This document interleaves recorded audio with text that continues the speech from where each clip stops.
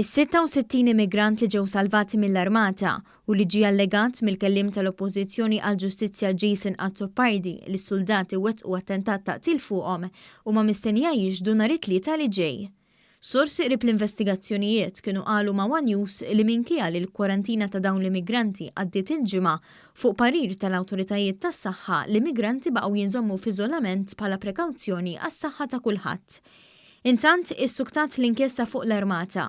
Is-sibt filgħodu fil-bażi tal-ajru tal-Armata f'Ħal-Kirkop kien hemm il-Maġistrat inkurenti Joe Mifsud u anki l-esperti tal-qorti Martin Bajjada u Richard Sledden. Jason Azzopardi rinunzja lilu nnifsu mill-kwerela li fetaħ u b'hekk ħarab mill-akkużi li jagħmel jum biss wara li informazzjoni li resqet l-Aqda Repubblika stess gidbet l-allegazzjonijiet li saru fuq is-suldati. Din l-informazzjoni kienet tgħid li l-allegat sabotaġġ tad-dgħajsa ma kien xejn għajr proċedura normali ta' salvataġġ li ssir mis-suldati għal nies li jkunu bejn sema u ilma. Din l-informazzjoni anki ġiet ikkorroborata mill-membri tal-ekwipaġġ tal-Patrol Boat P-52.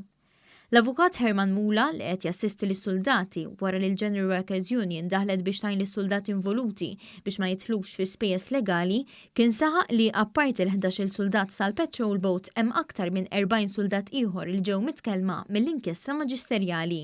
Id-deputat Nazzjonalista Jason Azzopardi saħansitra akkuża lil Prim Ministru Robert Abela u lil Brigadier Jeffrey Kurmi biqtil volontarju ta' immigranti. Ġimgħa ilu fl-ewwel reazzjoni tiegħu, il-kap tal-Oppożizzjoni Adrian Delija iddefenda l-aġir ta' Jason Azzopardi.